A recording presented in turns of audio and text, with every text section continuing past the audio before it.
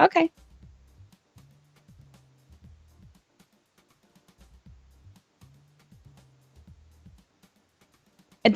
You know what? They're having some problems. I was just on there a little while ago. I looked up something and it said we're having some problems. So they're having some problems. So that's probably it.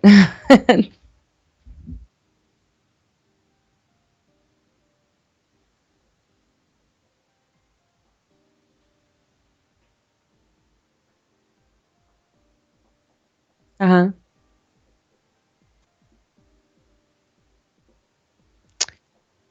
Yeah.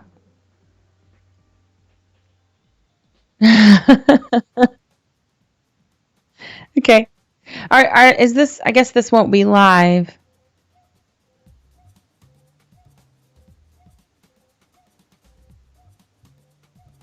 Oh, okay. So it will be live. All right. All right.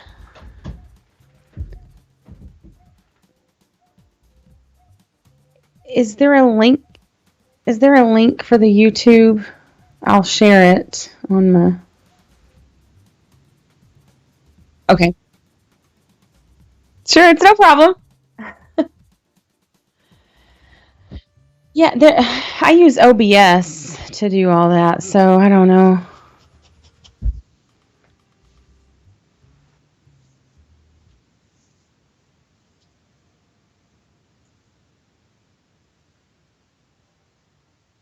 Okay.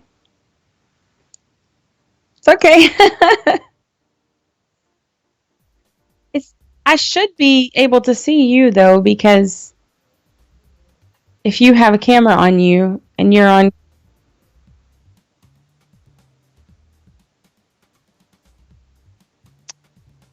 Oh, okay. You you want to try Hangouts? Yeah. I mean, I don't know if it'll work, but maybe it might be easier for you. Um, I I get to it through my Gmail account. I haven't used it in a long time. I usually just use Skype. I have used it before. I've been on other people's shows where they use it.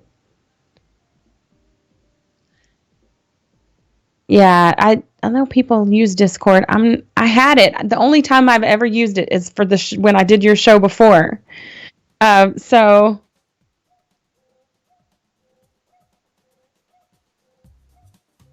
okay, okay, okay.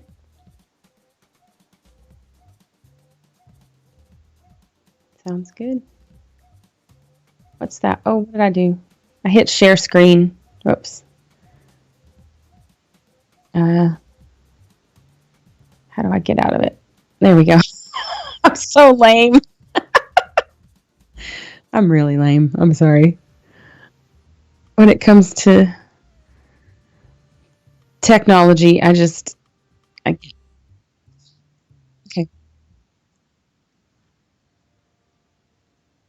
Oh, it's okay. Oh, whoops. Should I turn my side down?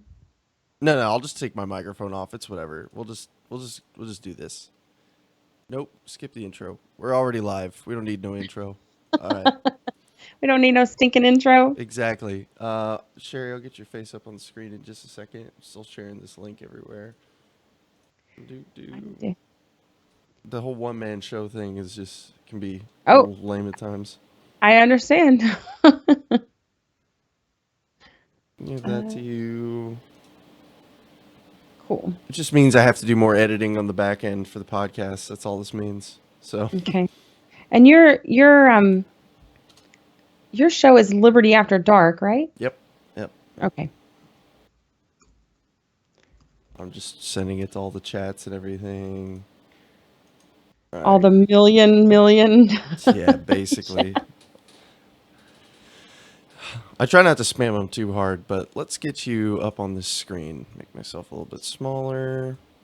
Move this over here. Kind of do like what we did with Patrick the other day. We'll give you your own little window.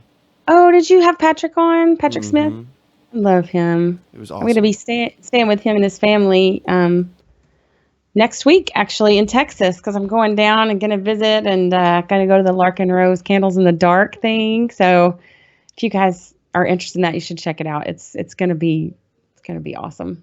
I've heard great things about it, so I'm really excited.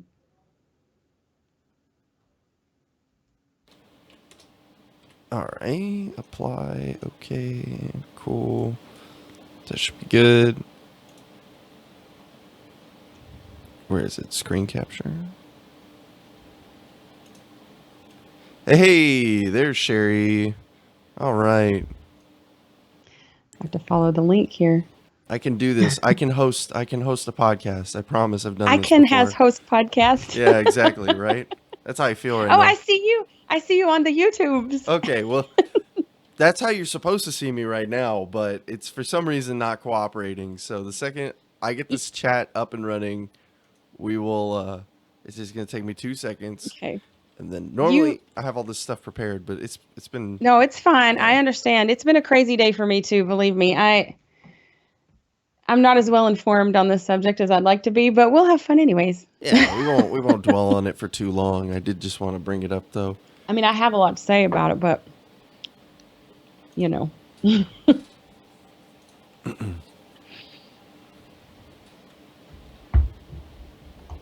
Oh, Liberty Late Night. There we go. Hey, oh, they're here. Hey, Sweetness. my And peoples.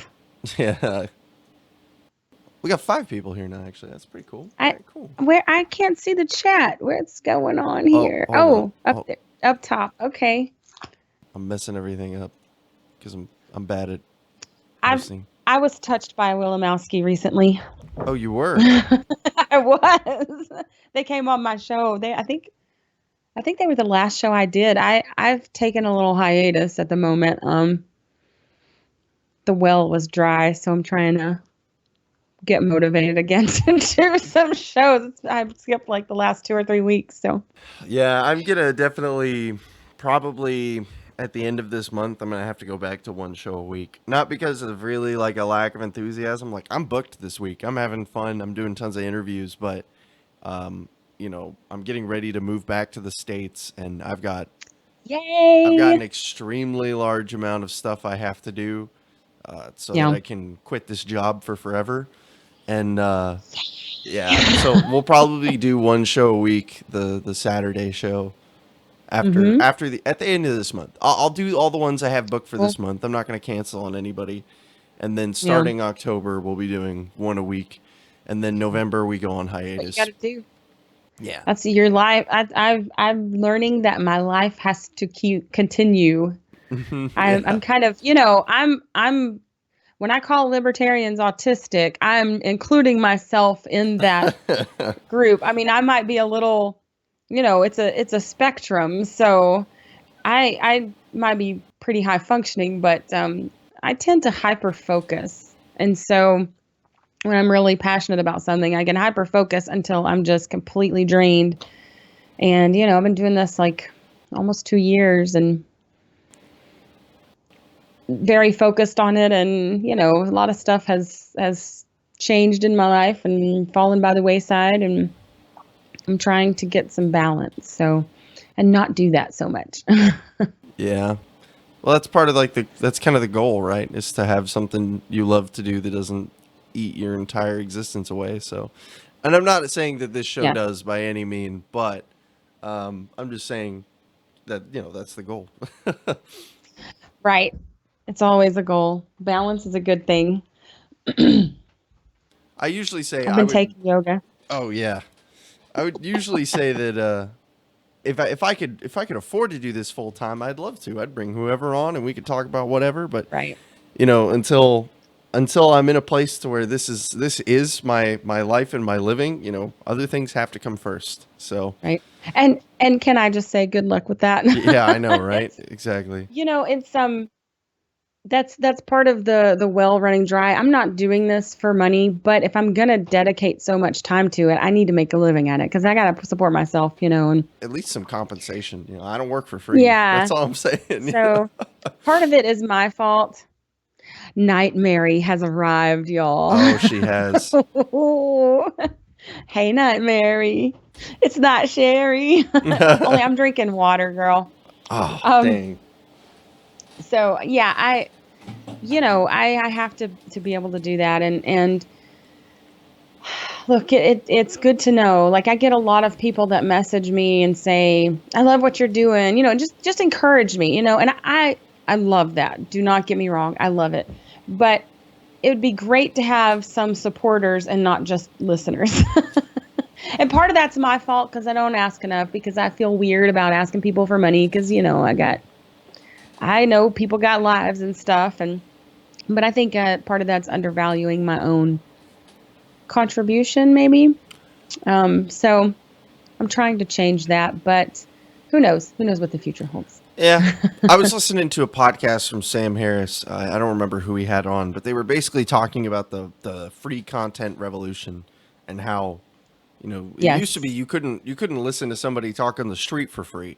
And now it's all about providing as much free content as possible and how that's Yep. changed things. And so it was, just talk, not to go completely off onto another topic, but they were No, it's talking it's an about that. important one. Yeah, I mean, they theorized that eventually free content is going to become just like garbage, honestly, and then everybody will have no choice but to subscribe to some sort of content because everybody who makes quality content will move to that model eventually.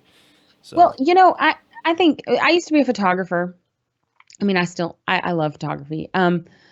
But a lot of that would be happen in the photography industry where you'd be trying to sell your wares as a pro, and then everybody with a nice camera was selling their wares as if they were pros. And then you look at their photographs, you're like, they don't even have highlights in the eyes, right? You're like, just all this stuff. Like as a pro, I would see, but as your regular consumer, they don't really care about that much. And it's sort of the same I've learned with podcasting is that, some people have big fancy sets and it's great. I would love that. Like that'd be awesome. Um, but they're competing against people with, two turntables and a microphone and and they're doing well. So it's not as important necessarily to all the consumers, the quality on that end. And the other thing is, radio was free to the public So I would imagine that that model will start. The podcasting will start to become more like radio, where you have sponsors, and you see a Advertising. lot of shows doing that already, right? And advertising. That's really the way I'm looking to go because this, the Patreon gig isn't working out so great. Yeah. And I put a lot of work into it, but it's also a lot of work. Like you were saying, being a one man show, it's a lot of work to do all those things. Like I was telling a friend the other day, I was like, if I ever got any money on Patreon, like I have a few supporters, but not that many. Yeah, If I so do ever I. got enough money, I wouldn't pay myself. I would get a personal friggin' assistant to help me do this stuff so I could make more money to, maybe pay myself.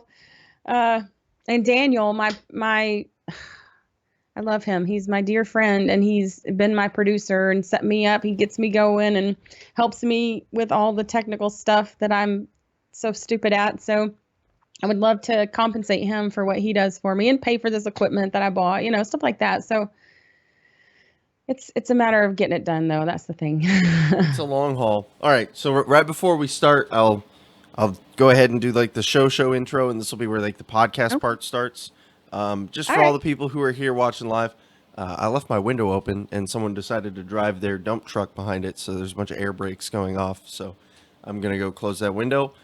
Today's show will probably be about an hour and a half ish, maybe an hour. It won't be quite as long as the Patrick show because I do have Okay. quite a few things on my list for today, but we will still have plenty of time to talk about But whatever you you. like Patrick more than me. N- It's okay. I It's like a Patrick more than me scheduling too. thing. I had some stuff dropped on me last minute last night, so we still have plenty of time to do a show. And it's not like if we went to 2 hours, it'd be the end of the world. It's just Yeah. we'll What if we we'll run set out a of things to goal. talk about? Well, then I'll hang up on you, and then we'll be good. So I'll be right back, sure.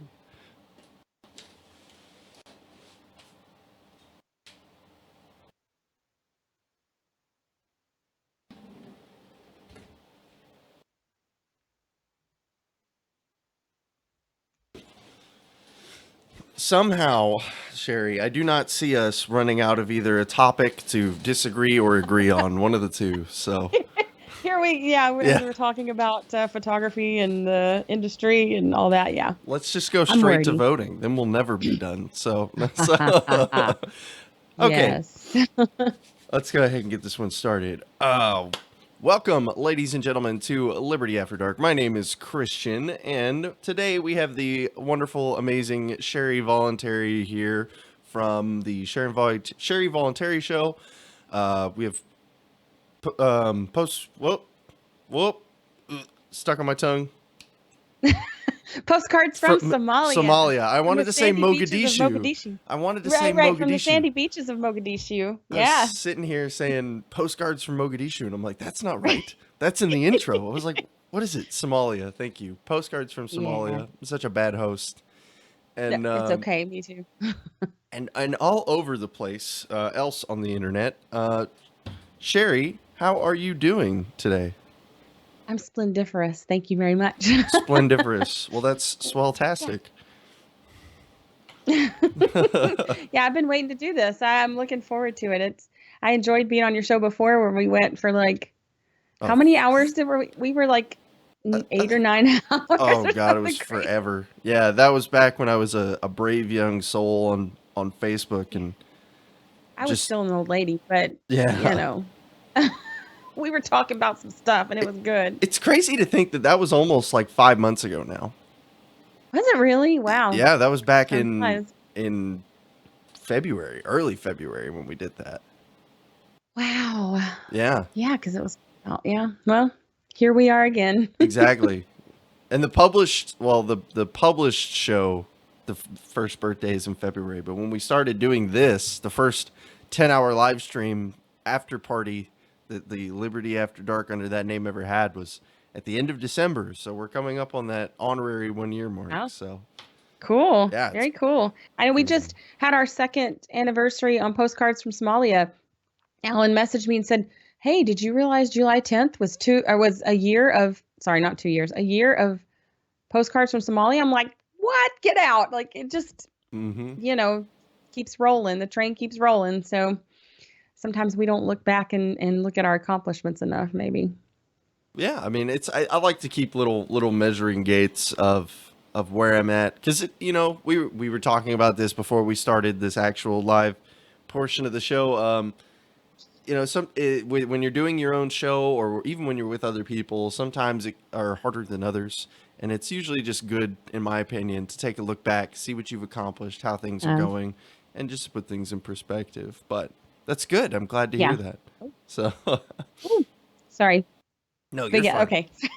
I pulled you up and then it was playing. So yeah, I think maybe, some of us fiery people don't often do that enough, and you burn out, and it's really good to look back and say, when you're feeling like, I've not, nothing matters, nothing I'm doing is making any, impact or whatever, and look back and see what you've done, and really, look at the body of work and go, okay, I'm not doing nothing. I'm doing what I know to do, and I don't believe in the forceful solution. So the only thing I got to do is talk to people. Like, that's what I have to Hmm. do. So that's what I'm trying to do. Well, And you too. yeah.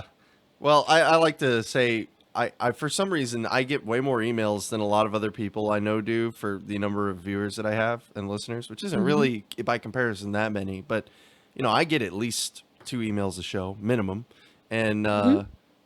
it just makes me, there's somebody out there who's listening who feels like this is important enough Yes. to. Usually they're complaining about something I said or did, but you know what? I appreciate the fact that you care enough about the show to write Right. me to begin with. So. They're listening. Yeah, that's the thing, is that I like, we don't have to agree. There's been issues that you and I don't agree on. What? But it's the What? talking about it that's important. That's where we refine our own stances on things. Like, we, might not move on principle, but I would move on position on issues possibly if I saw, well, this is, working out better or whatever. But it doesn't have to always be, you know, uh, what do they call it? Like, angry at each other. We don't have to always be, fighting with each other and stuff like that. It can just be a nice little disagreement amongst friends. See, but that makes for better YouTube thumbnails, Sherry. Come on. You got to get with the It's program. true. Hey, I know, when I was on the radio, the people who listened because they were angry were the best listeners, because, they would call in and yell at me and stuff, and or sometimes call in and say, you're exactly right, you changed my mind, which is amazing, and I love that, especially since on terrestrial radio here, I was talking directly to my own hometown, which is Bubba Neocon Central. So it meant a lot to me to be able to do that. And on Real News, which was the morning show here for a long time, I got to talk about anarchism for 3 hours every Tuesday for a while, and that was amazing. And people would message me and say, I thought you were crazy at first, but now I see what you're saying. I'm coming around, or I'm trying to learn about voluntarism. So those things are priceless to me. And I love that. So I'm sure you do too. Oh, And yeah. it does help. It does help you keep going. Well, yeah, that's awesome. I mean, I think most creators, especially smaller ones, would empathize with the conversation that we're having right now. I've had multiple conversations like this, but so it's good to hear that also things are going well for you, and that you found your own way to continue to motivate yourself through your projects, because I don't want you to Well, stop. I'm working on it. I may not always catch you guys live, but I always catch it on the back end. So Thanks. I got a lot of stuff. I've had to cut down on the amount of reading I do so that I can keep track of everybody's podcasts. Yeah, Because that's part of. Oh, I'm sorry. no, you're fine. I was just saying, like, that's what become another issue is I don't have enough Hmm. time to consume all of this content. So Right. And I think that's why the well has sort of run dry for me too, is that, for when you just get burnt out talking about this stuff. Because I mean, libertarian philosophy is pretty simple for the most part. The economics is a little more complicated at times. Um, and certain issues, but you have to spend a lot of time in politics, because that's the audience you're trying to reach to teach libertarian philosophy, are people who are involved in politics. And so, and it touches our lives whether we like it or not. So, that can get old. That can get old, being called a libtard all the time, or a neo-Confederate, things like that. Like, a racist, uh, that stuff just, it gets old. and it can really drain you. And then too, like you said, not I love to read, and I mean, I read what I have to read now. I rarely ever just get to read for pleasure or read even other news for like I don't really watch the news. I mean, you had to tell me what was going on with the oil Saudi oil Oh yeah, spills we'll because get into that in a minute.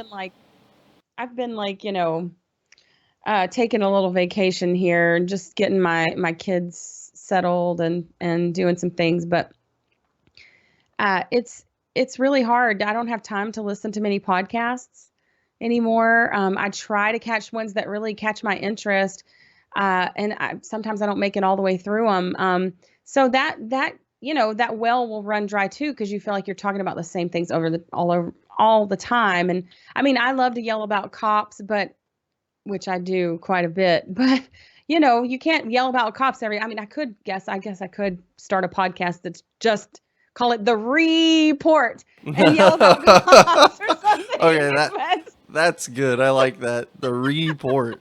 Oh the man, report, that'd be my show right there. that's awesome. Actually, I know you were memeing, but that's great. I would support Yeah, that. thanks. I mean, the next show. Yeah, so I'm kind of looking for maybe a new, like to start a different show than the Sherry Voluntary show where I'm not carrying all the weight, with like a co-host or something. Because Alan and I doing postcards together, Alan Mosley, that is, of the Gold Hmm. Standard. It's great because we can share a little bit of the burden, and plus postcards is just us being mean and caps. Like Yeah. it's not directed towards informing people who are new to the movement and like our regular shows. It's not like that. It's not outreach. It's total inside baseball, and we just get to let off some steam. So that's really good. But I think having a co-host would kind of I'm better, I think, when I bounce ideas off people. It's hard for me to talk directly to a camera, so I'm looking to maybe do that.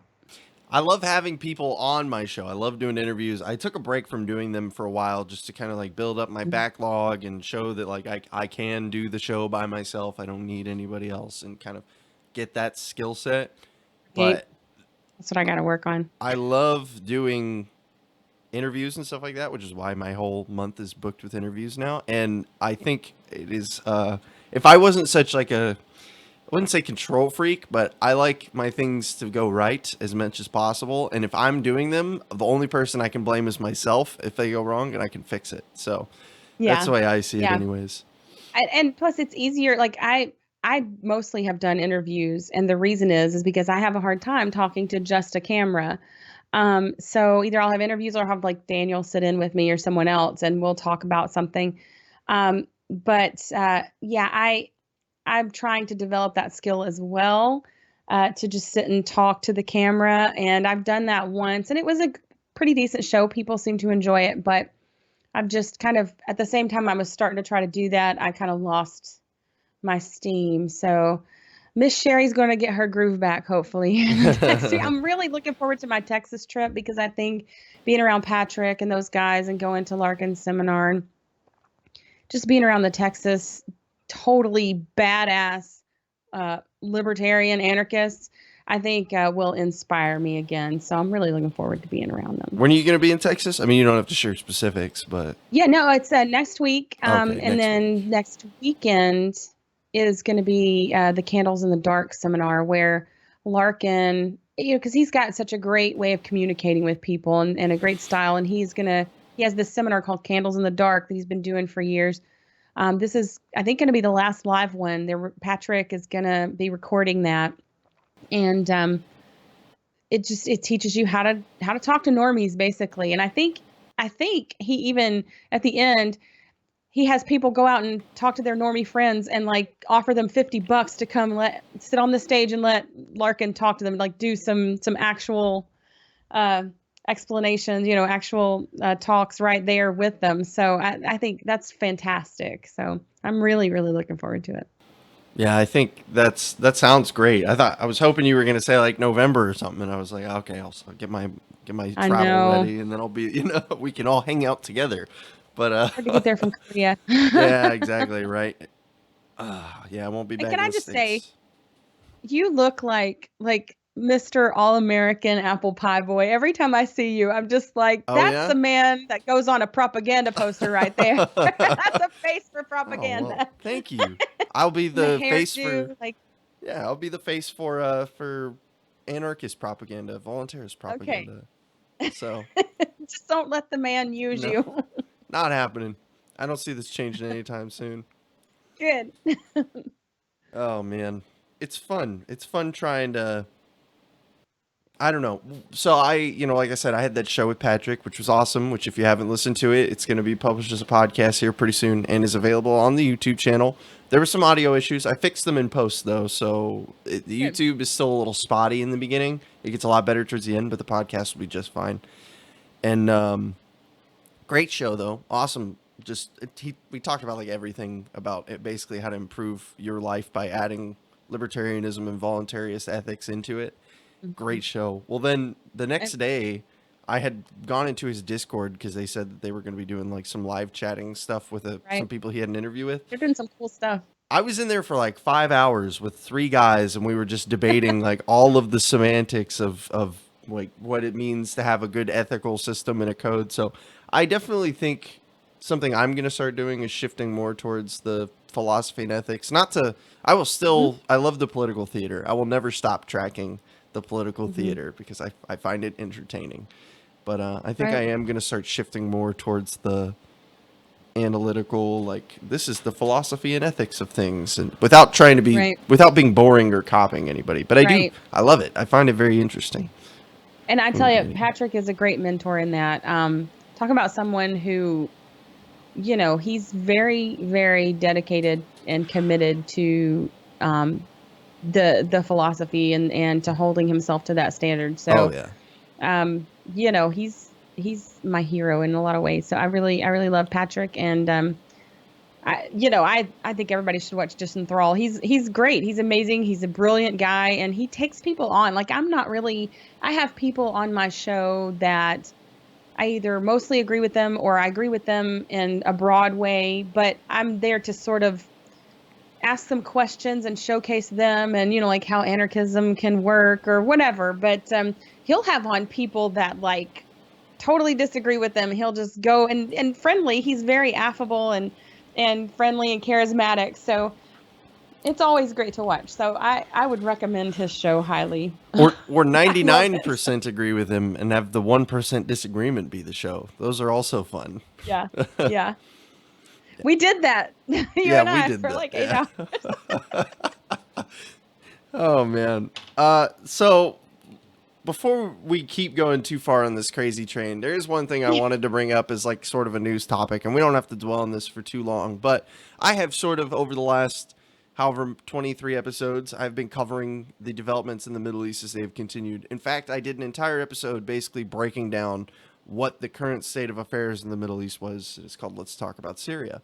I don't remember exactly what Ooh. episode that is. Yeah, that was a good. I mean, it was just an info dump basically of me talking about everything that's going on in the Middle East and why. Well, I think Hmm. almost I need to do a new one at this point because the big bad dog has changed from ISIS to Iran now. And for those of you Yeah. who missed it, Saudi Arabia's oil supply was, or the oil production was basically cut in half by Yeah. a drone strike. Originally, Donald Trump came out onto the news and said, "Oh, this is Yemen terrorists who did this," because of course it was, right? I mean, like we need another excuse to bomb Yemen. And then they came out and they said, "Hold on, wait. Actually, it was Iran." And then I said, Right. "Oh, okay. Well, that makes it even more believable." So, Yeah. uh, You mean the people we wanted to go to war with a few months ago, and the American public wasn't really having your little, Gulf of Tonkin part deux. yeah, So you came up with another reason. Like, yeah, and I find it very rich that they are calling the Yemeni terrorists.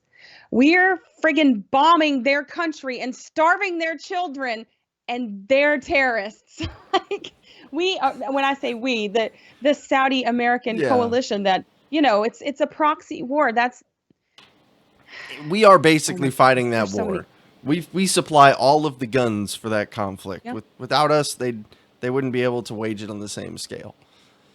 Yeah, no, absolutely not. I mean, not only are we, funding like the selling them the munitions and all their equipment, but we're also, sending them, telling them who the targets are and sending them that way and using our infrastructure, the American infrastructure, to do that. What do they call that? Command and control. So we're using all those things and I just find it amazing that so many people can dismiss the war in Yemen. That the United States, I keep saying we are not funding it. The United States is funding it. Um, they're basically supporting everything that the Saudis are doing, and it is atrocious. It's atrocious. These last like attacks from Saudi Arabia, another school bus is hit, and they're burying their children, and they think that somehow those people are going to not hate your guts. Like blowback is not a thing. I think Ron Paul used to talk about that so much, and what other politician do you hear talking about that anymore? Like, that is a real thing. And if you want better safety and prosperity for the United States, what you do is you mind your own damn business. That's what you do. And let them sort out the Middle East. But no, we've been fighting proxy wars with the Russians there for forever. And now it's just about, seeing who we can keep involved in conflict so we can sell arms to them and keep the, Raytheon and Halliburton and all those, etc., happy. So that's what it's really about. Yeah, and as much as I hate to go like full history nerd on this, like I blame Dick Cheney for most of what's happened recently. I mean, yeah, Yeah, we were in Afghanistan in the Cold War, but that was on a very small scale, and I'm not going to excuse it, but sure, it was just CIA training up people, whatever. Maybe trained up a guy named Osama bin Laden. I don't know. I mean, that's hey, right. maybe. And the Gulf Maybe War, there's no yeah, maybe to it. yeah, exactly, right.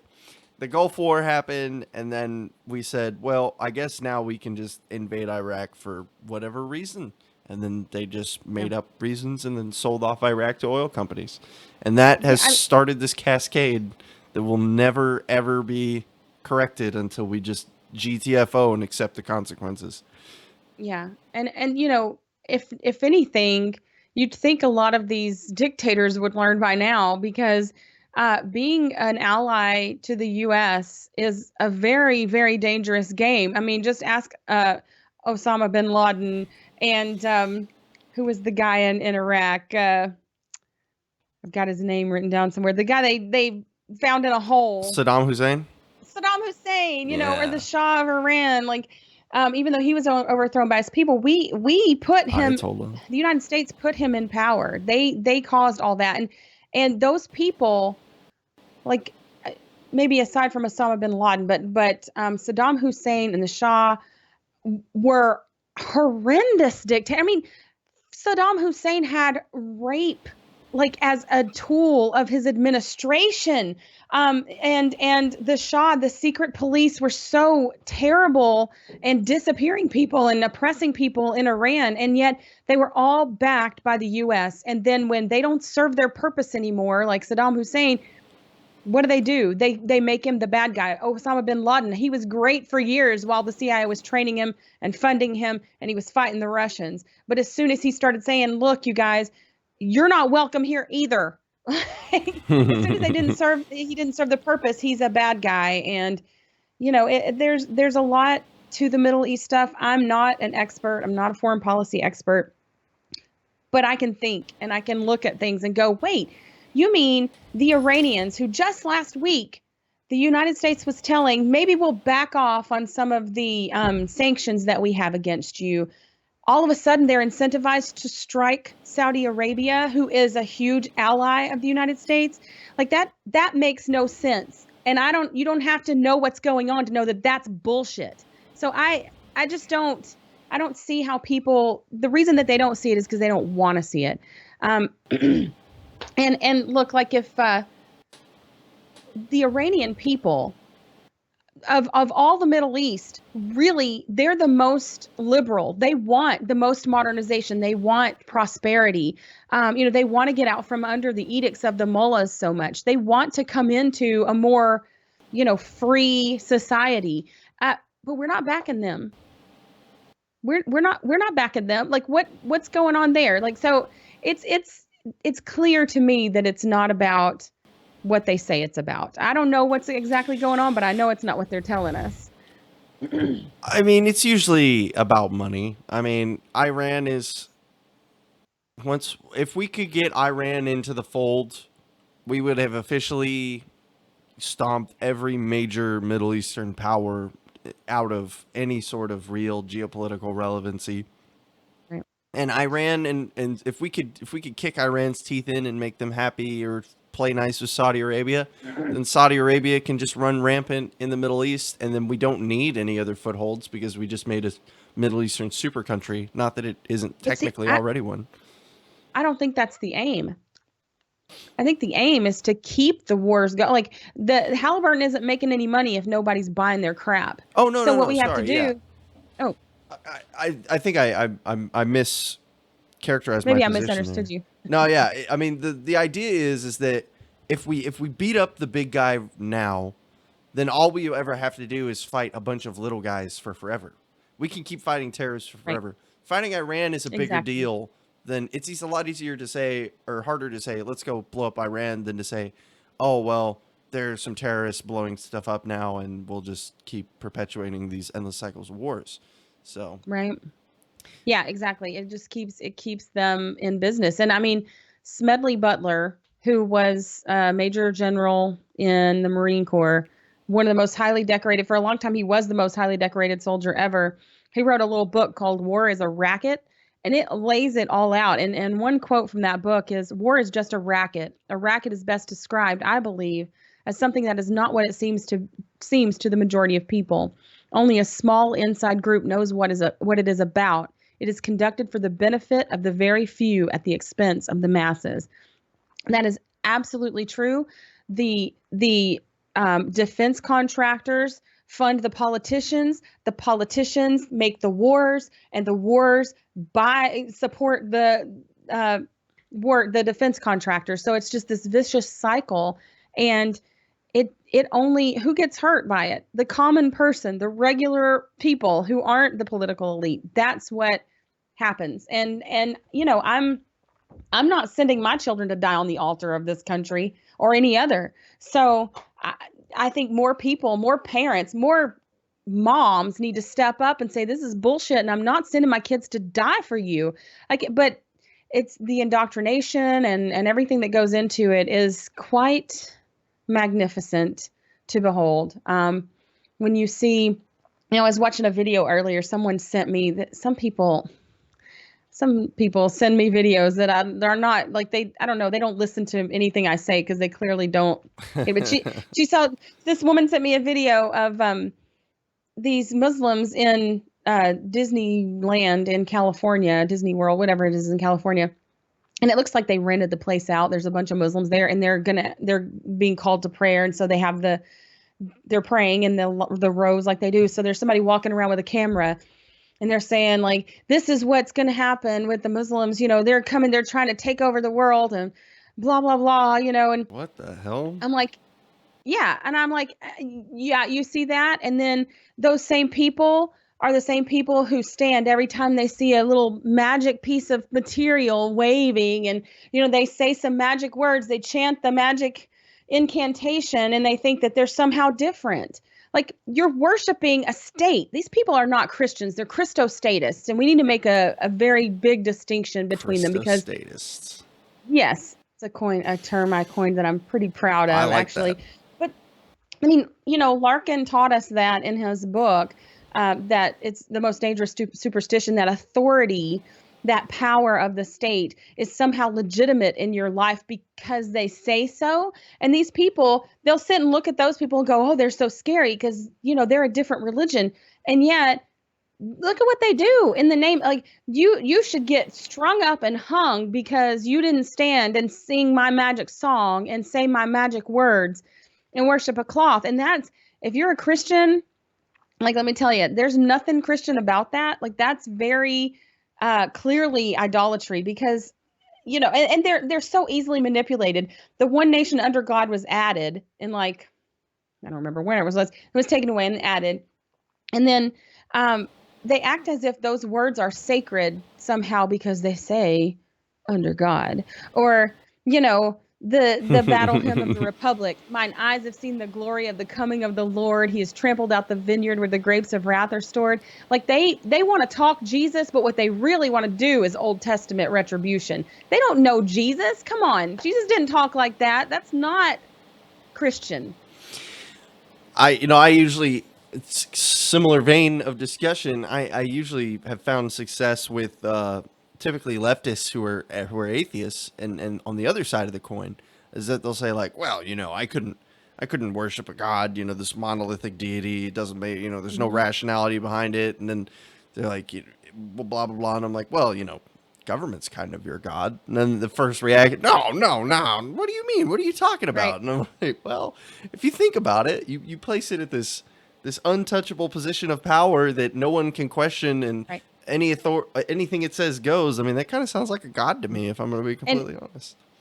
what do they do when there's some problem? What's the first thing they're saying? There ought to be a law, or do something. The government needs to Mm-hmm. do something. That sounds a lot like Jesus save me or Yeah. God help me. Like those sound a lot alike. And look, I'm not telling people to be Christians or not to be. I'm just saying you need, if you're a Christian, you need to really have a come to Jesus meeting, a real come to Jesus meeting. Read what Jesus said and look at what you support in your government and tell me how the two line up, because he didn't support war. He didn't support all this, Theft. uh, yeah, theft and all these things. He rejected political power, and yet that's what you all are tied into, and you're so easily like the civil religion rhetoric is incredible. I get such a kick out of listening to it, like city on a hill and those kinds of things. Like that's intended to engender those religious sentiments from you, and you look to them, and then they're in bed with Israel. Israel is not your friend. It's a fifth column in this country. Okay, they're working against American interests, but the American Christian community keeps backing them up, and Because they have old buildings. getting right, and getting involved in things that are not our business. They're not the business of myself or my children or any of yours to be going over there and trying to figure out what's like. Let them take care of their own. Like, I don't believe that political states are what any God was talking about in the Bible when he talked about Israel and all that. Like, that's a political state made by man. I'm not a scholar on all that, but I'm tired of it. I'm tired of this whole thing, like the whole Iran deal, nuclear deal that was trashed by the Obama or by the Trump administration.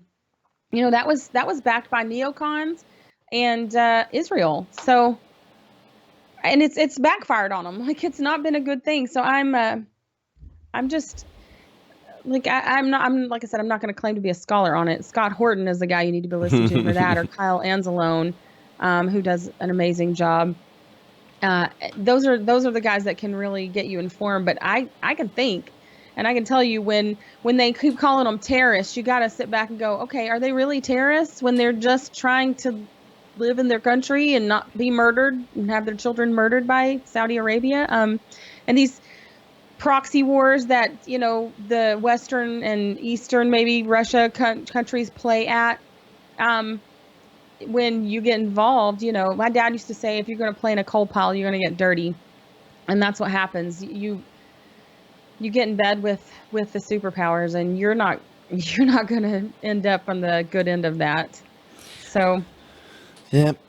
I think talking about Israel for a second, I think I was having a conversation about this with some more what would you layman types? We'll just say that perhaps, and they were talking about how Israel's having its election, and it's like it's so cool that this country that's existed for thousands of years, and I was like, whoa, whoa, whoa, whoa, whoa, whoa, wait, wait, wait, wait, wait. It's like that this is literally like just in the last 60, 70 years, right? Like Israel Right. didn't exist for 40s. hundreds of years. And then that blows their freaking minds. People have thought that Israel's been this perpetual state, like always in existence. In fact, when the Ottomans were around, it wasn't even a province of the Ottoman Empire. They just lumped it into another group. It wasn't until Right. the noble Christian Western society came in and said, "Ah, Israel, Right. they talk about that place in the Bible." Boom. Right. Here it is. Yeah. Yeah, it's very politically manufactured. It's political theater. Something I did want to say though, and I think I lost my point earlier about them praying to them showing the Muslims praying, and then so many Americans want to lump all of Islam together as if it's a united group. Like they're all the Muslims are one thing and they all believe one thing, and that's just not true. It's like Christianity. Not everybody believes the same thing. Um, and so when something happens in Yemen and they're starving their children, and or some guy that kind of threatened to shoot me the other day because I called him out about his just lack of care at all, that this Muslim majority in China is being Oh, disappeared, and they're trying to find their friends and family. These are peaceful people. They've not done the anything. Uyghurs. No, yeah.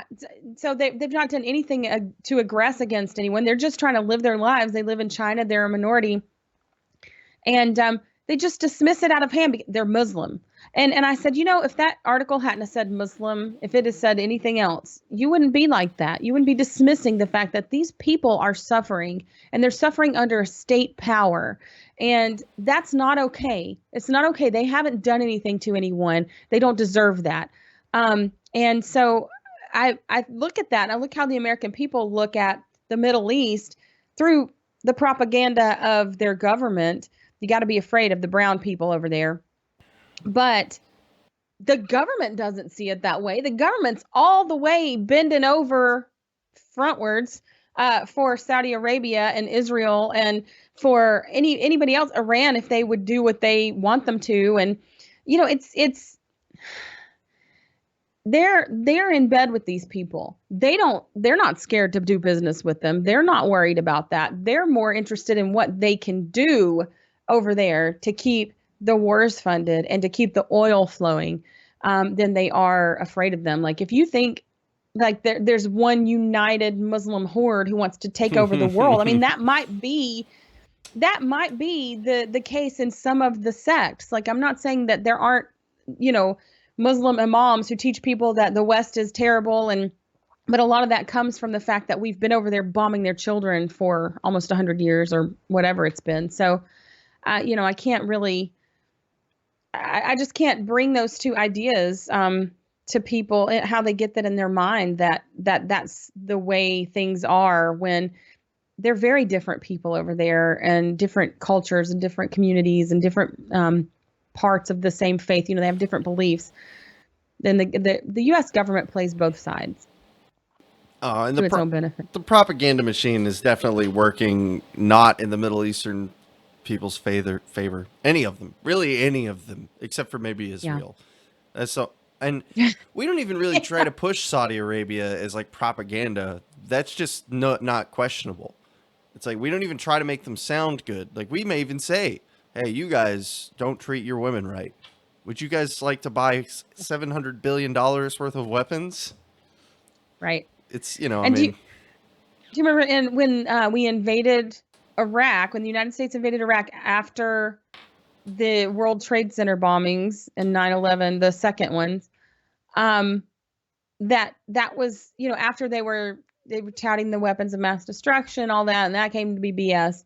And the reason they came down to it was, well, women are oppressed over there, and they need to not be oppressed. Saudi Arabia, come on, women, they have to be chaperoned everywhere. They got to wear the burqas. They can't drive. Like they can they have finally even drive less now. freedom. I will say that. Oh, right. Yeah. That's right.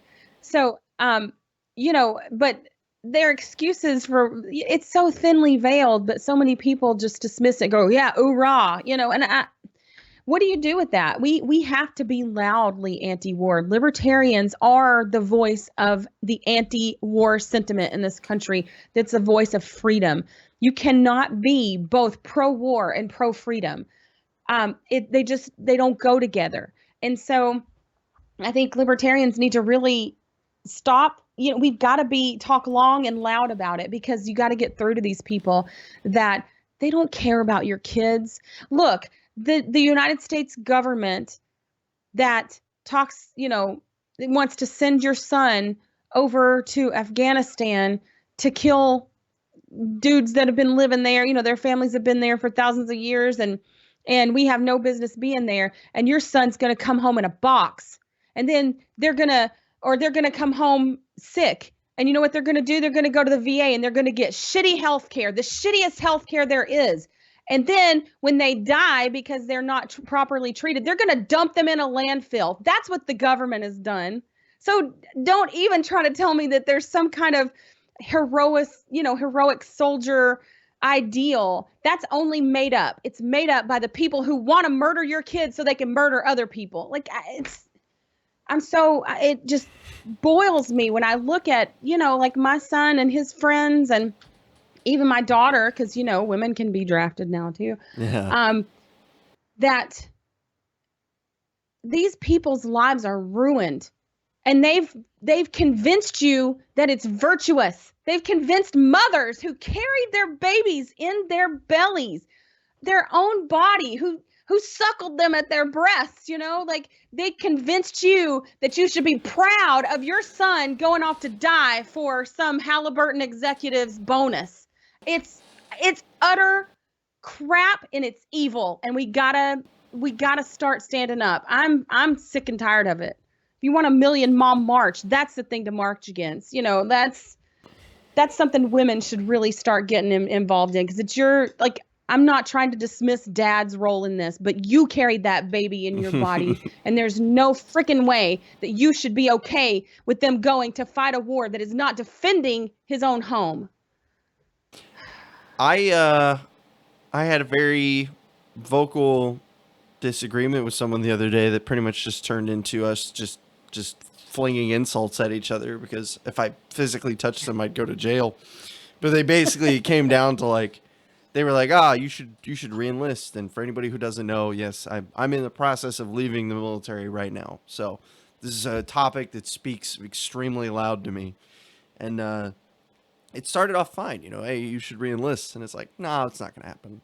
And they're like, oh, well, why is that? And I would explain why. And then eventually devolved into, it's like, well, you're an embarrassment to those in the armed forces. And I was like, well, you're an embarrassment to humanity for being a willing product of the number 1 child killers on planet Earth. And then he was like, he basically turned into get out of my office moment. And I was like, yeah, well, what do you not like the truth? Do you not like the fact that you're the one who keeps signing on the dotted line? Like, yes, I would love to ruin millions of people's lives. This sounds like it's the career for me. Like, once you've been in and you've learned and you've seen it, you have no excuse. I have no sympathy. I can maybe not sympathize, I can empathize with people who come in, who don't understand, who were a part of the propaganda machine, who I've seen it, I've lived it, who to protect and serve and defend the Constitution. But once you see what happens, and once you understand what happens, you've got to get the fuck out of there. Because if you sign on that, well, I guess I'll re-enlist, at that point, you are just as bad as the Halliburton executive. You've seen it, and you're okay with it. Right. And it's one thing to be tricked. Like, I don't blame these kids who are 18 years old and getting out of high school and are predators. You talk about predators. You worried about the Jeffrey Epsteins of the world. You should be worried about the friggin' military recruiters of the world, because they're coming in. Like, I'm not saying that the Jeffrey Epstein type or pedophile type things aren't important, but these people are allowed to openly prey on your children, and they lie to them. They lie. I know so many anarchists who are former military, and the being in the military is what made them an anarchist. They've seen it for themselves. Yeah, I mean, it's so true. And so I don't blame the kid who gets tricked and is promised a lot of things and bribed that they're going to get an education. I've heard from so many people that the stuff they learned in the military, they couldn't get a job when they got out in the field they were supposedly trained for. And then they're often told, yeah, you'll get this and this and this. And then they don't, once you sign that line, they don't have to do any of those things. They have all the power and you're their slave. And another friend of mine they were trying to force him to re-enlist when they were doing that. They were extending the contracts, they called it, Mm. when you're just basically a slave, and he refused to do it, and they gave him a dishonorable discharge. And he's like, well, fuck you, I'm not signing up for this. My contract is over, I want out. And I've met my end of the bargain, the devil's bargain that he struck. But people would look at him and say he's a bad guy for doing that. But that's what holding a principle is sometimes you lose, sometimes you suffer, but by God, you're going to hold your principle because it's important, and it's important to do so. So I don't blame the kids who get tricked, and the soldier who gets tricked, but I do blame the people who see it and then are okay with it and we're like, well, Yeah. that's the way of the world, this is my job, and I don't really, I just cook the food for the military. You're part of the problem. And I implore you to reevaluate what you're doing with your life. If you're in the military, like, reevaluate that. What did you sign up for? What did you think you were doing? They tell you be all you can be, and they tell you you're going to see the world, and you see the world, the destruction that you cause in the world. Mostly that's what you get to see. You get to see some base where we're camped out intimidating some other country or something. So, like, really open your eyes to what it is. Stop believing the propaganda and see that you're a cog in a machine that doesn't care about ruining parts. Like, if it Nope. costs your life, they're going to keep rolling. They got plenty more to line up and plug in. And one of the best stories that I remember from someone in one of the anarchist groups I'm in was telling how he became an anarchist. And he was in about to get deployed to, I believe it was Iraq at the time. And they're, as drill sergeants do, they're getting them hyped up. They're doing these shooting drills and they're shooting at targets. And he's just, he's involved in it. And all of a sudden, he realized, they're saying, like, make the grass red, with blood, like all this stuff. And he realized that the targets that they're shooting at are children. Those were the targets. It wasn't just bad grown men, like the bad guys, what they would call the bad guys. They were the shape of children, small children. Like, and he said that was the moment I didn't know what I was, but I knew this wasn't for me. So I did everything I could to get out. Um, that's someone who woke up and realized that, hey, this isn't right when we're training to shoot children. Um, that's sick. It's sick. It's Yeah. dehumanizing, and you've become a tool. You have basically become an object for the state that doesn't give two shits about you and will dump you in a landfill. And I think we talk a lot about how libertarians should feel about this, and I always find it fun. This is always a really easy conversation for me now that I am a libertarian, and I can understand if you weren't when you joined, and you are when you leave, sort of thing, like I am. Hmm. But if taxation's theft, it's not an option for you to join. Like, that's first and foremost. So Yeah. if you're like, you see this all the time in libertarian politics because they want those turnover Republican voters, is that they want, Yep. oh, well, yeah, taxation's theft, and I support the military, and I support the wall. And it's like, what? It's so obvious that you are just trying to buy people's votes over to this third party option. Like, just be yourself, man. If you're gonna do this Right. political racket and everything, the least you can freaking do is be yourself. Don't support wars. Don't support the wall. Don't support any of that crap. Say taxation is theft and mean it. Don't take your paycheck. Donate it or something, or whatever you want to do with it. And then, cool, you will Right. be so much more palatable of a candidate to so many freaking people. It's like, Right. I was talking to Patrick about this, the whole idea of the NAP compliant candidate. He came to the conclusion that for the government, or for the governorship of Texas, it is possible to run a NAP compliant candidacy, or campaign. And Hmm. I mean, whether or He's done not, it. yeah, whether or not that's possible everywhere is up for up for debate. But just the idea that that's possible shows that there are opportunities in the future, probably not anytime soon, for us to invalidate the state by utilizing the state. So I don't know. It's just things to think about, in my opinion, is that we have to stop being okay with people being so prolific inside of the, because whether we like to admit it or not, and I hate the fact that this is true because I don't like the Mhm. party, is the fact that the party is our image. They are our marketing department. And I hate Right. it and it sucks, but that is what they are. They are our marketing department and they suck at it. So someone Right. has to fix it. Yeah. And the thing about libertarianism is that it is different. It's not a political position, it's a philosophy. Mm-hmm. And so if you understand that there's one right and that's property rights and you are your first property, you own yourself or have bodily autonomy because some people don't like the term self-ownership, whatever it is, that extends from you outward. Every other right extends from that one. So or is a function of that one, if you will. But that's the problem with the party is if you want to just get more voters, you're going to be the same kind of whore they are. Like that's not what the Libertarian Party was ever intended to be. And there are a lot of people working in the Libertarian Party I know who are good people, but there are a lot of people who are what I call oorah libertarians who don't understand the anti-war stance because they don't understand libertarianism. If you don't understand that, you can't like there needs to be like I when people call me a libertarian purist, I go, thank you. Like, yes, I'm actually for the purity of libertarianism because we got enough people talking that Republican and Democrat bullshit. We got enough of those.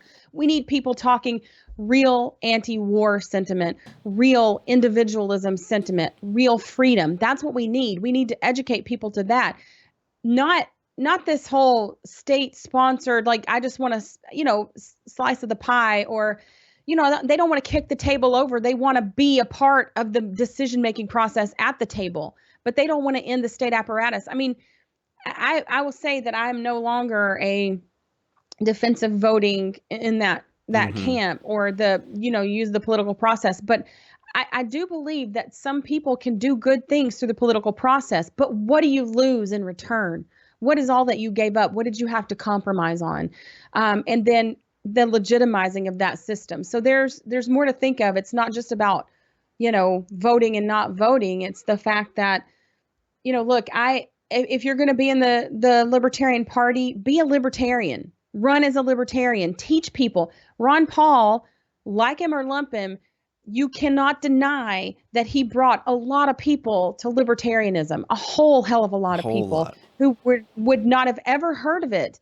And so that he didn't do that by getting up and saying, well, like his son, we gotta intervene sometimes. He said, no, we don't need to be there. We need to mind our own business. Blowback is a thing. People are going to die because of our foreign interventions and what's happened. That is exactly what's happened. So um, that's the message people really want. And that's why people loved Ron Paul is because he told them something that they didn't want to hear, but they needed to hear. He gave them their medicine. I wonder how, I mean, this is totally off topic, so forgive me, but I can't help but wonder how much Ron and Rand do not get along. Or maybe they just put the politics aside, because I cannot see Thanksgiving going over well. Yeah. They're two totally different people. One's a Yeah. statist, the other is not. So, I mean, I mean, look, I'll be Rand back Paul just is in in the time for. hands of the he's in the hands of the Zionists. Like I don't Yeah. get into all that big like I don't know, I focus on trying to end the state, anti-state stuff, so I don't get into all the I'm not well informed in that area of what all the Zionists are involved in. But I will tell you, he's in bed with them. He follows right along. And so, he talks the talk really well. He's like Tulsi Gabbard, another one that I cannot stand. I can't Oh, abide God. her. No. I am so shocked that so many people who are libertarians think What? she's great, think she's anti-war. Look, I She know got hundreds of thousands of dollars from like the defense contractors. I know that Ron's our golden boy, but what the fuck was he thinking saying that she's the best Democratic candidate because of her anti-war? What like, okay, that may be true. Let's just say, let's pretend that that's true. You as Ron Paul, that makes people think like, oh, Ron Paul supports Tulsi Gabbard, and I Right. have to be like, no, no, no, no, no, no. That's not what he said. She's a crazy fucking loon. Don't put Right. words in Ron Paul's mouth, but he's not helping Right. himself either. Like, I get it. He's an old Right. man. He can do whatever he wants now. But Right. please don't. Yeah, look, Please. he's not a god. Yeah. He's not a god. He's not infallible. And I don't think he was making the case for her. I think he was saying he's as one thing he said before is that the peace candidate always wins. They don't stay the peace candidate once they Oh, get in yeah. office, once they have their office. But when you look at back at through the races, you see people don't they're tired of the wars. They're tired of, the harsh quotes wars because we're not actually at war with anyone. Um, we're just terrorizing the world for no good reason because people want to. Um, so I think that he has said this, and a lot of people have heard. And look, she took down Kamala Harris like amazing. That was amazing. But that also tells you she's really good at what she does, and Yeah. her rhetoric is anti-war, but she's not pro-peace. Don't let her fool you. I mean, I am on the let's illuminate the world about Tulsi because so many libertarians seem to be mesmerized by her because she's pretty, and whatever. God, I But was doing those live you know, streams. I could say this now, but I was doing those live streams of the debates, and she wasn't in the last ones. I think her campaign's pretty much done. She's not going to get the funding. She's not going to get the support. The DNC she's will never her take her. her profile is definitely raised. She'll be back. You She's think so? young. Oh yeah, she'll Oh, be back next absolutely. next election. She'll be back 100%. But she, there were people in the comments of my stream, and like, this is just internet degeneracy, but like overall Right. most of the people were pretty chill, and then the second Tulsi comes on, it's like, oh my god, Tulsi, have you seen her ass? I'm like, dude, guys, what is this? Like, we're trying to Mhm. talk about these things. What do you Right.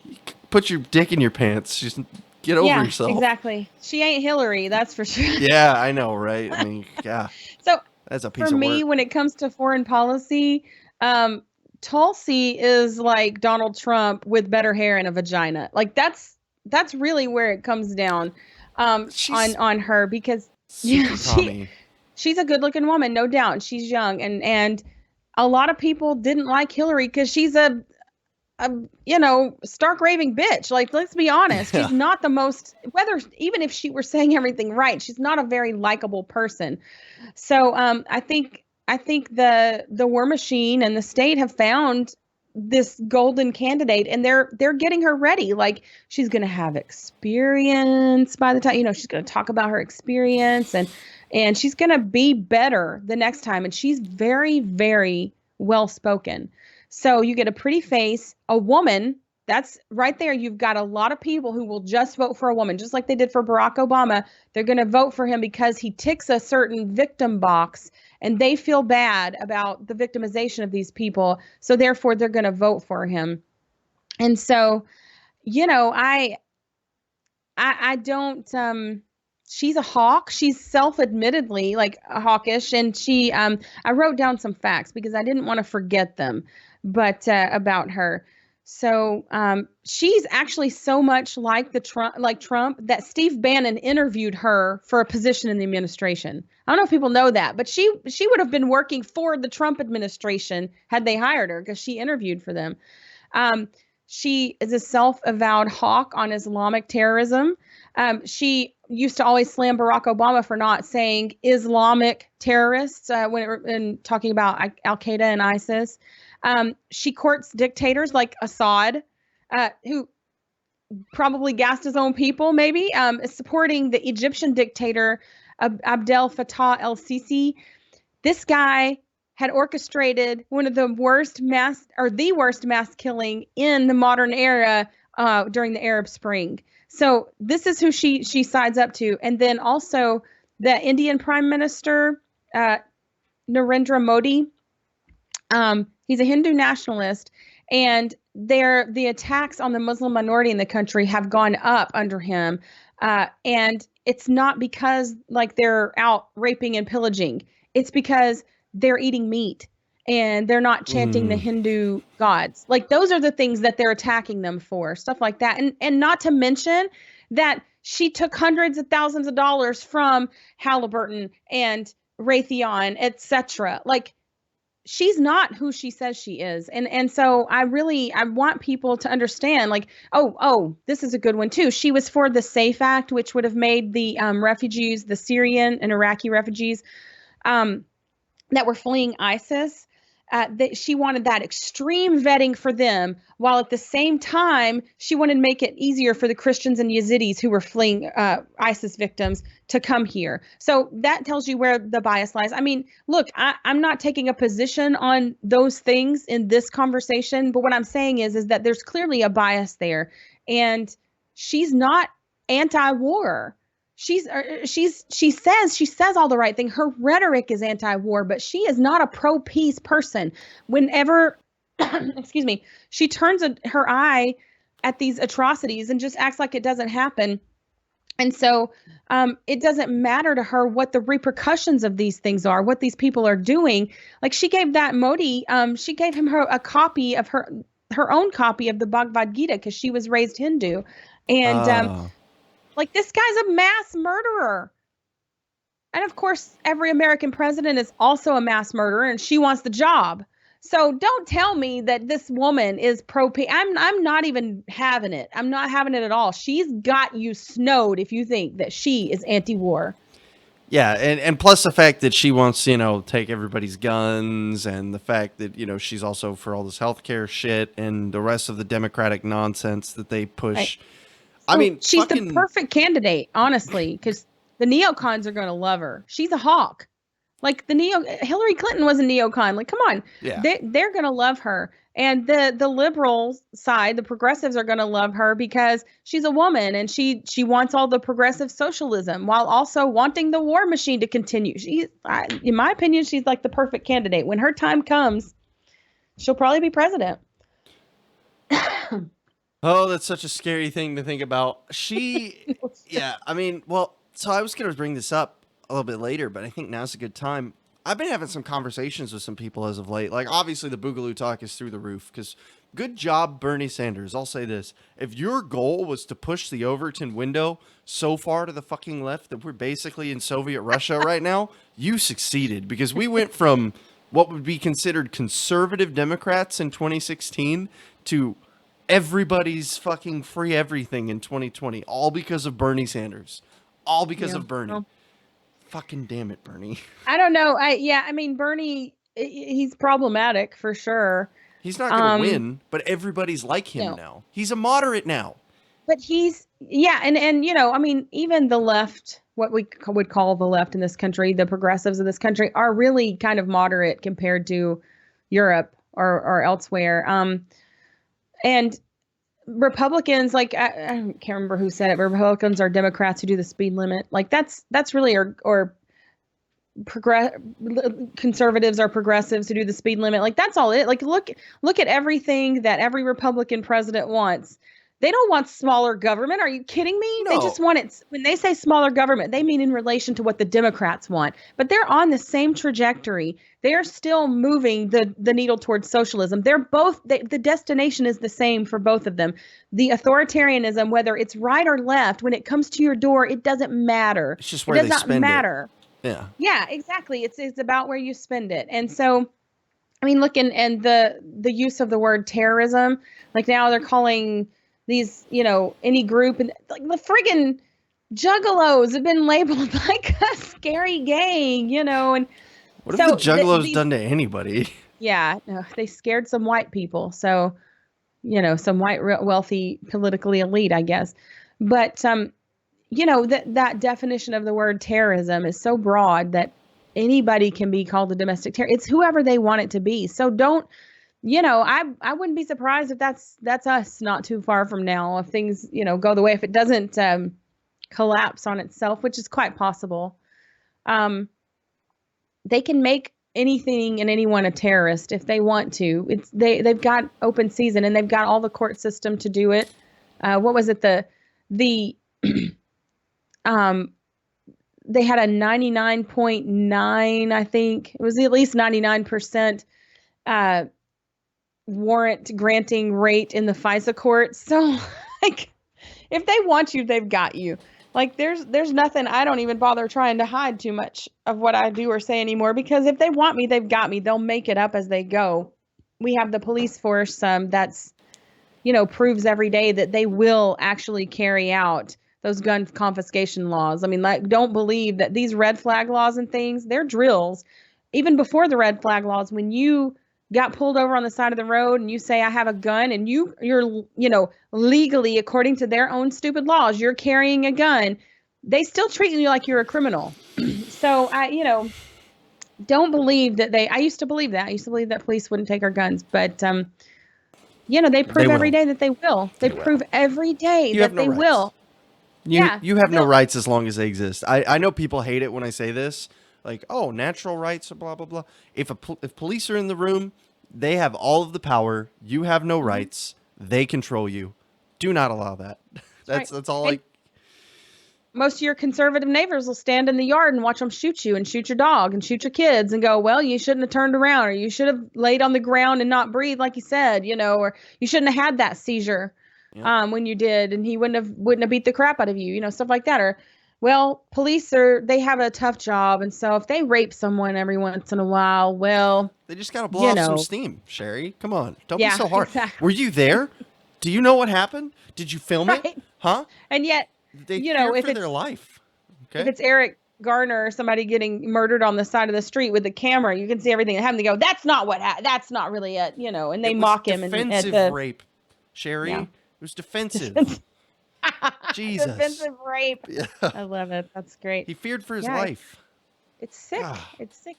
There's a lot of moving parts, and I get that, and sometimes it's overwhelming because there's so many, you know, positions, so many sides to it. But this is what it comes down to: is that you're not property. You're not anybody's property. The state does not own you. It doesn't have legitimate authority in your life because of where you were born, because of your geography. So you need to start recognizing that and understanding what real freedom is. Radical freedom, radical personal responsibility. speaking of sick, I just found out yesterday that we passed $1 trillion on the budget deficit for this year. That's $1 trillion in 1 year. Yeah.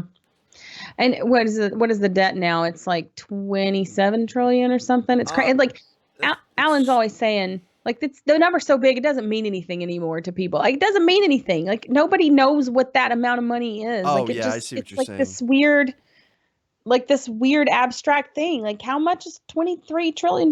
Like, I don't know. Like, it just becomes meaningless because of its size.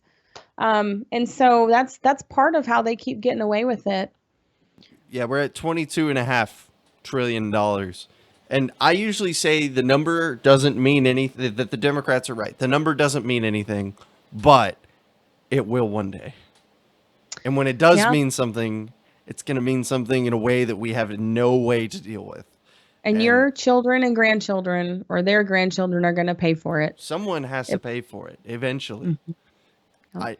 That's like we've been doing really good at deferring Yeah. it and keeping everybody happy, but Just ma- the second that doesn't work and we have to default, right. it's gonna be a Ron Paul shit tried to ton. tell people, look, we can fix this. We have to pull up, tighten our belts, whatever. 11 Um, years later, yeah, and it's how much more money, like it wasn't as overcomable then as it is now. So, it was less than like $6 trillion back then. yeah, and that's still a fuck ton of money, but Yeah, but that's now doable. We're like 4 times that now. right. Yeah, it's incredible. So, you know, um it's going to take a generation who's willing to stand up and say enough is enough. We can't live like this, and we're not willing to pass that onto our children. Um I hope maybe it's my kids' generation. I don't know. I hope so, because it's got to end somewhere.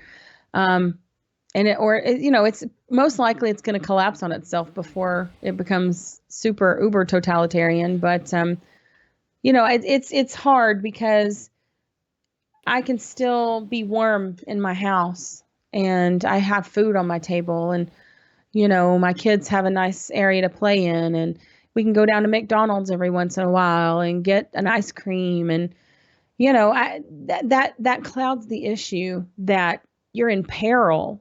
Like, we're comfortable in this country. If the bombs were dropping on our streets, I mean, it took them bombing, like, set aside all the conspiracy about them may or may not be true about 9/11. I'm not saying that, but the line is that these evil people bombed the World Trade Center, pardon me, and for our freedoms. It had nothing to do with us blowing up their children and bombing weddings for years. And so as long as we remain comfortable and complacent, then, the American economy, the American people are a very prosperous people, even though we're stolen from at every turn. And we've been domesticated in order to be on the tax farm. And we pay for all this stuff. And it's going to take us going, look, we're tired of this. We're not going to take it anymore. And, but there's no we the people. So, I mean, all you can do is try and get enough people to stand against something. And I honestly think that's why they didn't get to do Gulf of Tonkin Part 2 last when was it? Just a couple months ago. A couple months ago, yeah. I think that's why they didn't get to do it, because I think enough people are like, wait a second, this doesn't make any sense. What do you, like, that doesn't even make any sense that they had the ability or that they would do it. And, your rhetoric has been all anti-Iran, and then all of a sudden they decide to attack this giant. I mean, the U.S. military dwarfs every other military on the planet. I don't buy that shit for a second. Yeah, I think you have to be an idiot to believe that Iran did that. I'm sorry. Out there. I'm not. I'm just saying. Like, I'm not even gonna be nice about it. Like, normally I'm like, well, I could see if you think, oh man, Iran's trying to pick a fight side of a like, no, right. Shut up. Like, you understand so little of this that you shouldn't even be allowed to speak right now. Right.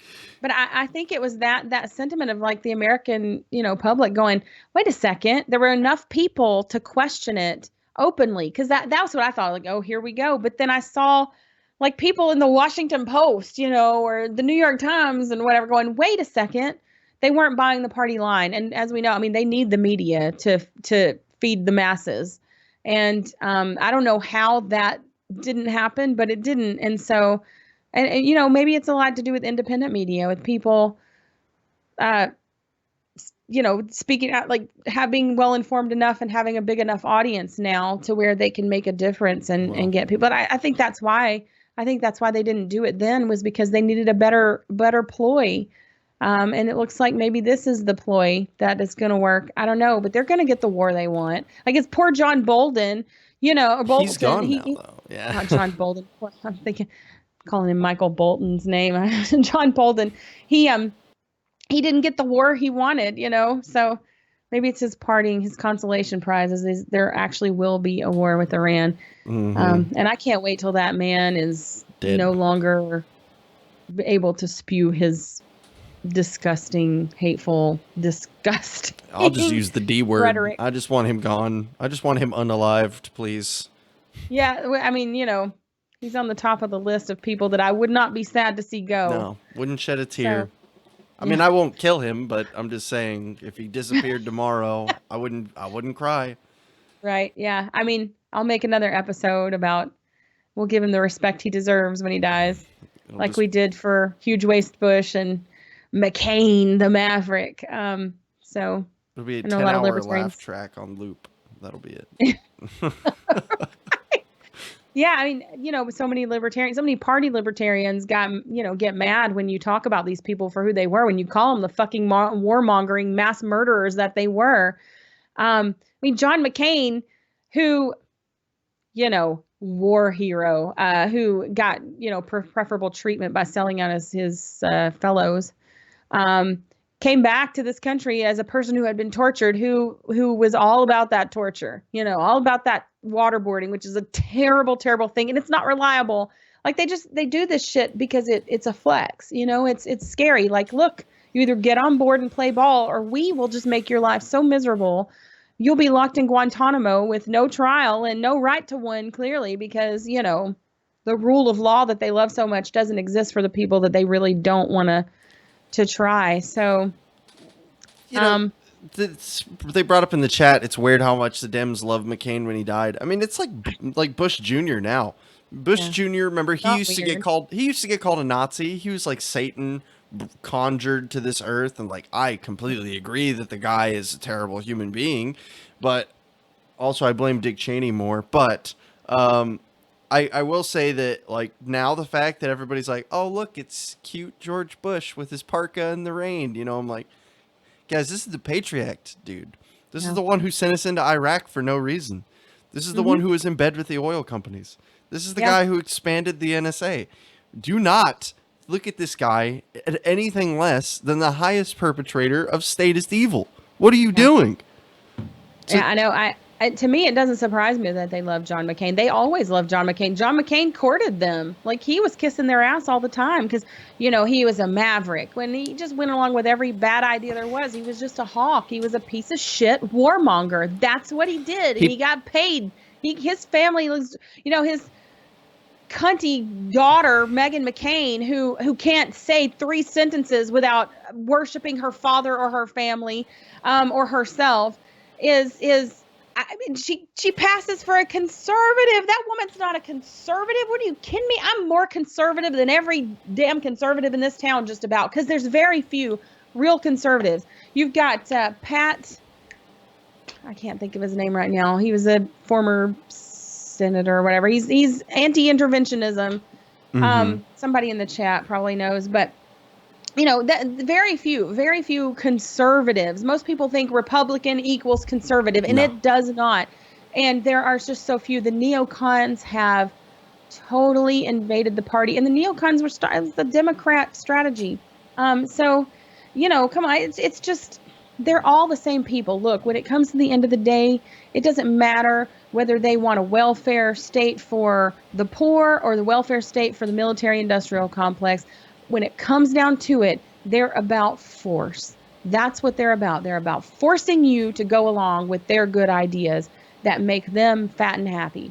So, that's all you really need to know. Like, it doesn't take a rocket scientist to see that something's wrong, and that there's like George Carlin said, it's a club and you ain't in it. Like, we're not in it, and we never will be. There's no way for us to enter into that unless you get a lot of money, and you want to play ball. You have to compromise yourself and compromise your rights and compromise the rights of others. So, yeah, I I don't think there's an excuse. Like, you don't have to know everything. You don't have to be the most well-informed person on the planet. Um, you don't have to be Scott Horton and know every single thing there is to know about foreign policy in the Middle East. Like, that guy is an amazing wealth of knowledge there. But listen, like, I think it was Maya Angelou, maybe, who said, when people tell you who they are, listen. Like, people tell us who they are all the time. They tell us who they are.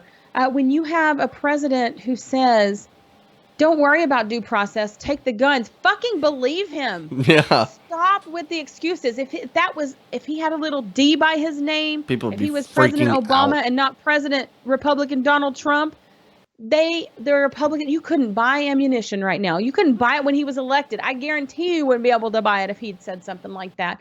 Like, that, they would lose their friggin' minds. But what do they do? Because he's got the little R by his name.